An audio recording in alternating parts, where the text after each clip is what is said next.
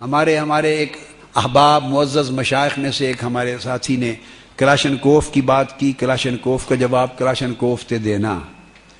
تو میں نے عرض کیا کہ کوئی کسی کی بات کو رد نہ کرے، کیونکہ یہ صوفیاء کی مجلس ہے. صوفیاء کی مجلس میں ایک دوسرے کی بات کو رد نہیں کیا کرتے. یہ تصوف کا خاصہ ہے، جو کہے اس کو سنا جاتا ہے. تصوف مناظرہ نہیں کرتے، تصوف میں صوفیاء مناظرہ نہیں کرتے. اس باب میں صرف بصد ادب و احترام ایک بات کہوں گا، ایک واقعہ کوٹ کرنے کے لیے. میں انکار نہیں کرتا کہ صوفیاء کے پاس بھی ہتھیار ہوتا ہے، اور تصوف ہتھیار کا منکر نہیں ہے، اور تصوف اسلحہ کا، اور صوفیاء کرام اسلحہ سے کبھی بھی خالی نہیں تھے، وہ اسلحہ سے لیس تھے. مگر وہ اسلحہ کیا تھا؟ ایک واقعہ صرف عرض کرتا ہوں. چنگیزیوں اور تاتاریوں کے فتنے نے بغداد کی سرزمین کو اور خلافت بغداد کو تاخت و تاراج کر دیا. 23 لاکھ مسلمانوں کا خون بہہ گیا.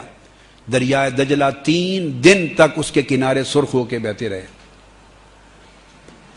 اسلام کی تمام مراکز، معابد، مساجد، خانقاہیں، اماکن مقدسہ مسمار کر دی گئیں، لائبریریاں جلا دی گئیں، ویران ہو گیا. 50 سال ایسے گزرے تاریخ کے کہ جب مسلمان تھے مگر اس پورے خطہ ارضی پر مسلمانوں کی سلطنت نہ تھی. اب علامہ اقبال کا شعر آپ نے سنا ہوگا کہ پاسباں مل گئے کعبے کو صنم خانے سے. وہ جو کعبے کو صنم خانے سے پاسباں ملے تھے، علامہ اقبال نے ایک واقعے کی طرف دراصل اشارہ کیا ہے. میں وہ واقعہ بتاتا ہوں. اس میں کلاشنکوف کا ذکر ہے. جو صوفیاء کے پاس جس فیکٹری کی بنی ہوئی کلاشنکوف ہوتی ہے اس کا ذکر ہے، وہ بتانا چاہتا ہوں.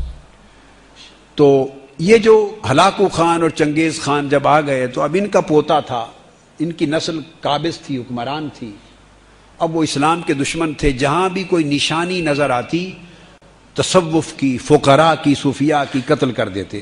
وہ اپنے کتوں کو لے کر، شکاری کتوں کو لے کر جنگل میں شکار کے لیے نکلا ہوا تھا. شکار کے لیے نکلا تو اس کے دل میں بڑا غیظ و غضب اور نفرت تھی اہل اسلام کے لیے. جہاں کوئی شخص نظر آتا، فقیر، صاحب امامہ، صاحب جبہ، صاحب خرقہ، صاحب ریش، سمجھتا یہ مسلمانوں کا کوئی رہبر و رہنما ہے. اس کا دل چاہتا کہ میں اسی لمحے قتل کر دوں. جنگل میں تھا تو اچانک ایک صوفی، ایک فقیر آ رہے تھے. صوفی حضور غوث پاک رضی اللہ تعالیٰ عنہ کے دسترخوان نعمت سے پلنے والے کوئی صوفی جنگل میں اللہ اللہ کرتے پھر رہے تھے. تو صوفی کو جب اس نے دیکھا تو غیظ و غضب کی آگ سے بھڑک اٹھا. اس نے چاہا کہ اب اس کو تو زندہ نہ چھوڑوں، مگر قبل اس کے کہ میں تلوار چلاؤں اس پر کوئی بہانہ بھی تو بن جائے نا جواز کا. بھی چپ کر کے آتے ہوئے کو کیوں مار دیا؟ اس کی طرف چلے گئے، روک لیا اس فقیر کو، صوفی کو، اور اس نے کہا کوئی ایسی بات کروں جس سے یہ غصے میں آ جائے، جس سے یہ غصے میں آ جائے، رد عمل میں کوئی سخت کلمہ کہے تو پھر میں اس کو مار دوں. اس کو اس سے بڑی بات غصہ دلانے کے لیے ایک مسلمان رہنما یا فقیر کے لیے کوئی نہ لگی، یا عالم کے لیے، جو اس نے کہی. اس نے کہا بتاؤ تمہاری داڑھی اچھی ہے یا میرے اس کتے کی دم اچھی ہے؟ شکاری کتا اس کے ساتھ تھا کہ میرے کتے کی دم اچھی ہے یا تمہاری داڑھی اچھی ہے. اس کا خیال تھا کہ جب میں تشبیہ دوں گا کتے کے ساتھ اور دم کے ساتھ تو بھڑک اٹھے گا، تو اس کی غیرت ایمانی جوش میں آئے گی، سخت کلمہ کہے گا تو میں لوگوں کو کہوں گا اس کو مار دو. اب وہ صوفی تھا، وہ صوفی اور مسلح. صوفی کے پاس اسلحہ ہوتا ہے. میں اتنا اس حد تک اتفاق کرتا ہوں، اسلحہ کی قسم کیا ہے وہ میری گزارش ہے بصد ادب. صوفی کبھی غیر مسلح نہیں ہوتا. جو غیر مسلح ہے اس کا جینا کیا؟ کسی کا کوئی مسلح ہوتا ہے مسلح کے ساتھ، کوئی مسلح ہوتا ہے تلوار کے ساتھ. اسلحے بے شمار قسموں کے ہیں. اس نے کہا میری داڑھی اچھی ہے یا تمہاری داڑھی اچھی ہے میرے کتے کی دم؟ اس صوفی نے جواب دیا، اللہ والے نے ٹھنڈی سانس لے کر ہاں.